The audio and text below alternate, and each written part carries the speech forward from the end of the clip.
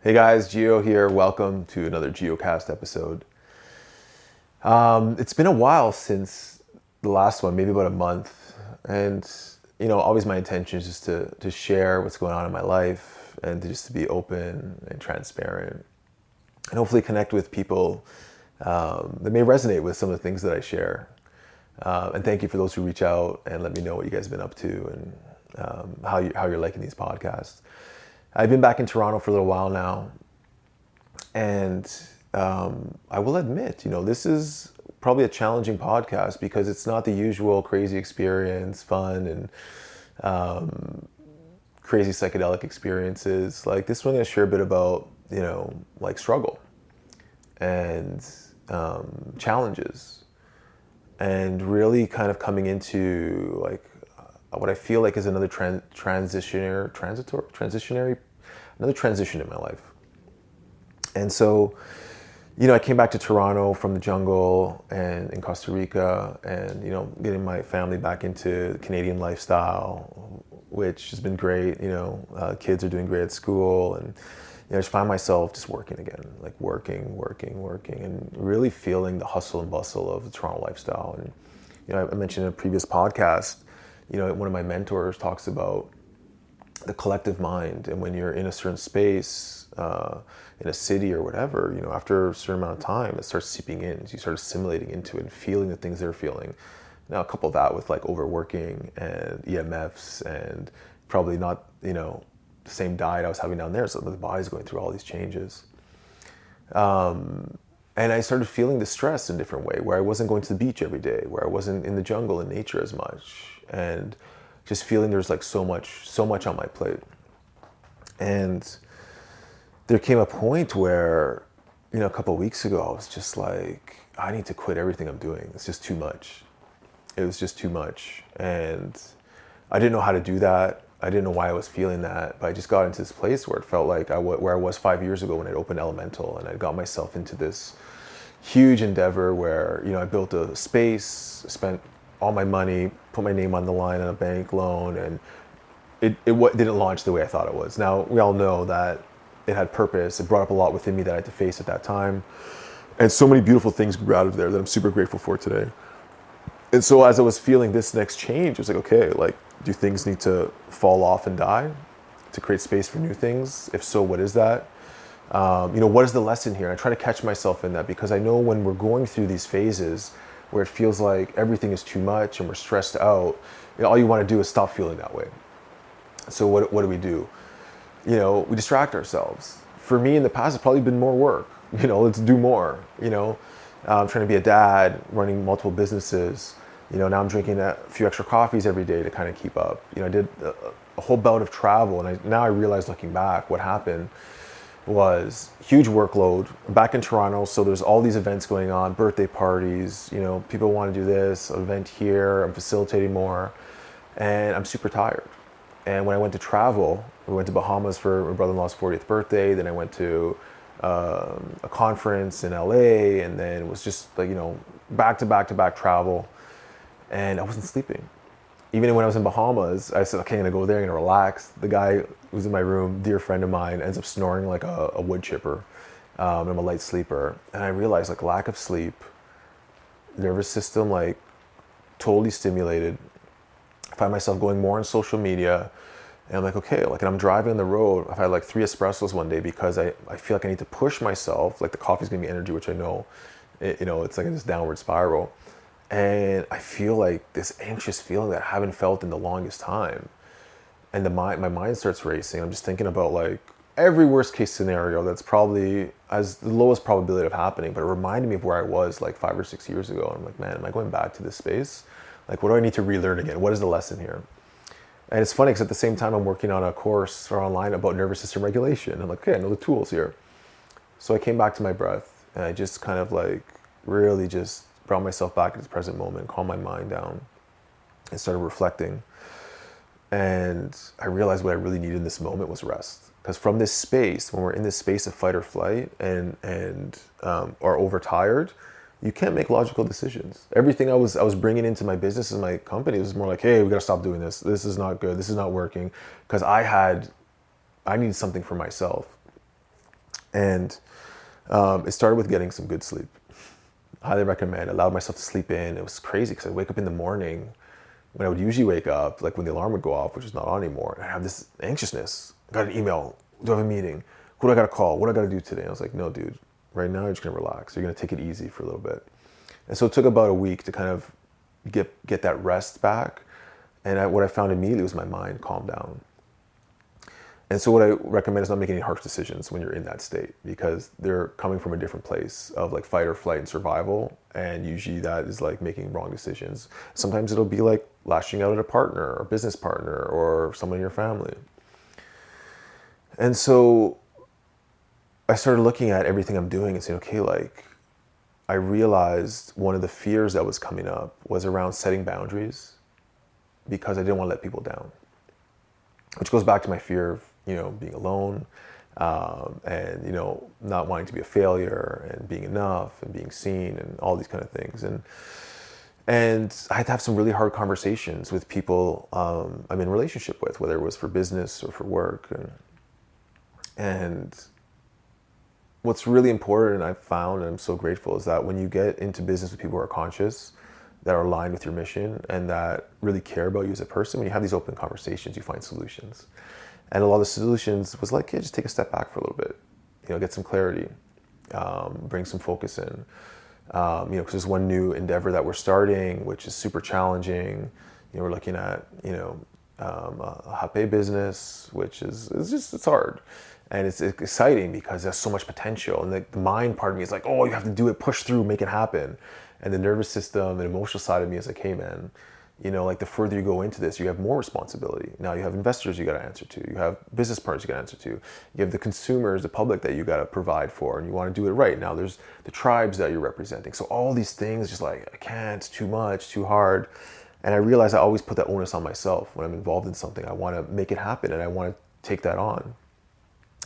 And it was just about me letting go of having to be responsible for everything, not being responsible for the whole thing, and really getting clear on what my role would be in these things.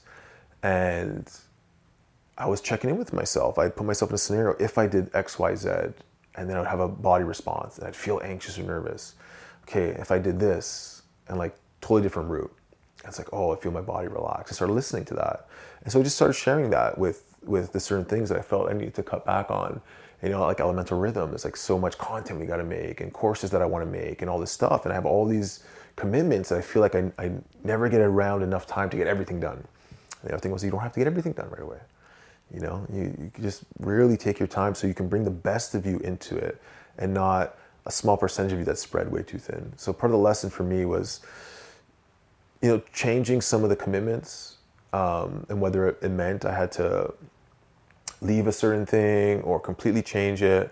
And there's a lot of fear going to those conversations, but they were met with like love and understanding and compassion. And that just changed everything within me. And I realized that, half of it was because I was overworked and overtired, which was making it more pronounced. But the other side was there was something deep inside of me that wasn't in alignment, that had to change. And so as I bring that back into alignment by being present and reorganizing some of the things in my life, like all this clarity started to come in. And, like even our physical space, like elemental wellness, there was a moment where I just felt it was too much. And I see some of like my friends that are doing a great job in the space and how much support they have. And what I really needed was to feel supported, to find the people that could bring that support into some of the projects that I had. And when I got super clear and brought my energy into it, because now I had space, because I had rested and really got focused, immediately, like, people were coming into my life that were the best support I could ever imagine if I were to dream up and write it down. And, now they're right here and it's like, hey man, let's do this together. And so, I'm coming out the other end feeling super inspired and just getting really clear with myself and being very careful on how I commit to things. Because, serial entrepreneur, the ideas sound amazing in your mind and you feel invincible, like you can do everything. But then, when you're starting a business, like there's a lot that comes up. And that is quite challenging. But the good news is like I sorted through most of that, and now it's like the clarity is coming again. And it's just really, really been inspiring. And here we are this weekend at Clear Being Center. I'm in a teepee. If you guys are watching this video, well, I have Lisa's teaching. One of our teachers. They just showed up, and that support is like it's just coming to me now because I'm asking for it. And it's a simple shift inside and being really clear with yourself, and figuring out where some of these limitations and blocks were. It's like it's okay to ask for help, which is something I struggle with. It's okay to let people know that you're not feeling great, because I never want to show weakness. This goes back to like being successful, not letting people down. And, and also being okay with allowing whatever happens to happen, but you need to make the decision yourself. And sometimes in these conversations, I feel myself not wanting to let them down, wanting to say something different. And I'm trying to be disciplined to say, like, what's best for me in this situation is also going to be what's best for them. And it's what's best for the company. If I come from a place of truth and transparency where I'm not just trying to win or take, when I'm really trying to be a part of something, like a living organism, like all the organs need to work properly. Even in a cell, like all the mitochondria and all the other parts that are in there, they need to all work for the ecosystem to work. And if one thing's out of whack, it's going to throw everything out of whack. And I started realizing I was bringing in not the best energy because I was out of alignment. And so now I'm just going to try to create some more space because I want to deliver like incredible content and focusing on the areas that I'm good at and bringing in help in the areas where I'm not so good at. And so it's been a really interesting process for me to kind of unravel what was really making me feel the way I was. And in those moments, how I wanted to just run and hide and quit and do all these things. And it's even hard for me to share that because people see me as this breathwork teacher, educator, founder. It's like, hey, this guy's got it all figured out. But I don't. I'm learning always. And I'm just trying to be as much of a student as I can and sharing along the way the things that I learn. Following my intuition, following that inner guide, because the mind can be tricky and it can push you into things that maybe you really don't want. And when I really created that space for myself, I was allowing myself to feel into what I was engaging with and feeling into each relationship and how it would affect it. And then being able to express that in a way that was coming from my heart. And although some of the conversations was probably not what they want to hear because maybe they wanted something different, but I think expressing yourself and clearly communicating these things as much as you can really change the dynamic and make a relationship even better. And when I look back at all the times it happened in the past, it was obvious what was going on. So here we are, and we're doing this training, and I'm super inspired. And more to come. We have Camp Summer Days coming up next week, which is I'm going to be getting a lot of sleep there, I promise. Promise myself a lot of rest. But it's a 4-day festival with music and facilitating out in Algonquin. It's just an incredible experience every year. I got my friend Blake coming in. We're going to do some music recording this week for Elemental Rhythm, which is also super inspiring. And, I had a lot of stories I wanted to tell in this podcast of some of the experiences I've had leading up to this. But I decided to share really what's going on right now. And I'll save those stories for another time. But one that kind of stood out was I participated in this breathwork ketamine journey that was put on by one of my friends while I was going through this. So I told my wife, hey, I need to kind of like go inward and see what's going on. And, ketamine is kind of disassociative. So it's kind of like an interesting experience, to say the least. But it really brought me into this space of contemplating death. And there was some guidance in that anyways. I went to this really not dark in a sense, it was just like black and calm. And it was just telling me like, look, man, we're here for such a short time and not to over worry about these little things. And everything that's going on is happening for a reason. And to create that space for yourself to just observe and to learn. And that's kind of what happened in the weeks following. And, I had this vision of, being on my deathbed. And it reminded me of how precious every moment is now. And it was kind of like the vision which I've had before was like, hey, if you could go back for one day now, what would you do? How would you do that one day?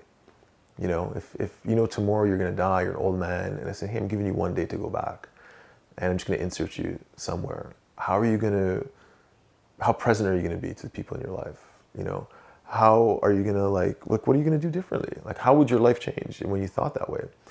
And so now, even in those days following, I'm super tired, still a bit stressed, catching up, and my son's like, "Dad, let's go play soccer." And for a moment, it's like the mind is like, "Oh, you're tired, man, not right now." But I thought about that, and for a moment, I was like, "Okay, I'm gonna go and play soccer. Like it's the last. I'm going back for that one last time."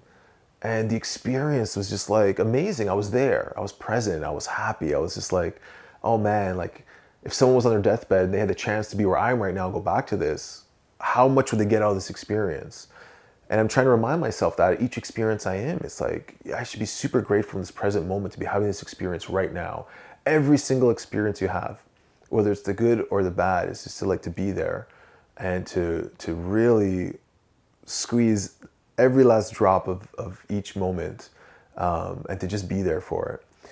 And it was such like a profound remembrance, that I remind myself now when someone I care about is asking me for my time, or if I'm giving my time away to take it back for me to do the things that I really want to do, that are really important to me or where I bring a lot of value.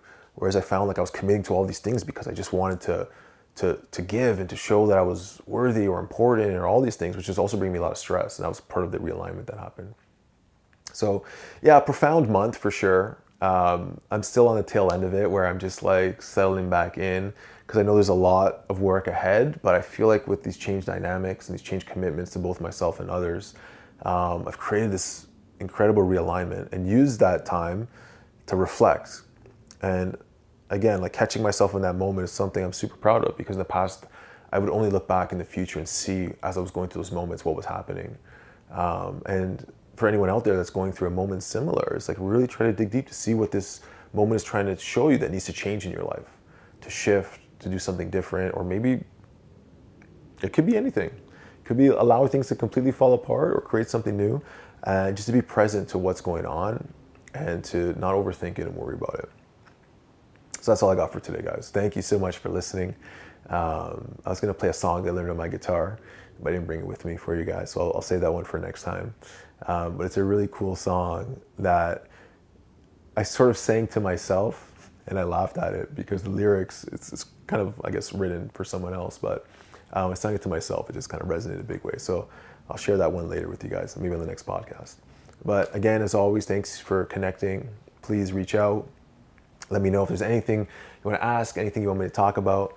I'd love to share more. And yeah, super grateful to be connected with whatever way, even if it's just me sharing with you and you're just listening, or if you're part of my community and everyday life. Thank you for being part of my life. Love you. Peace. See you on the next one.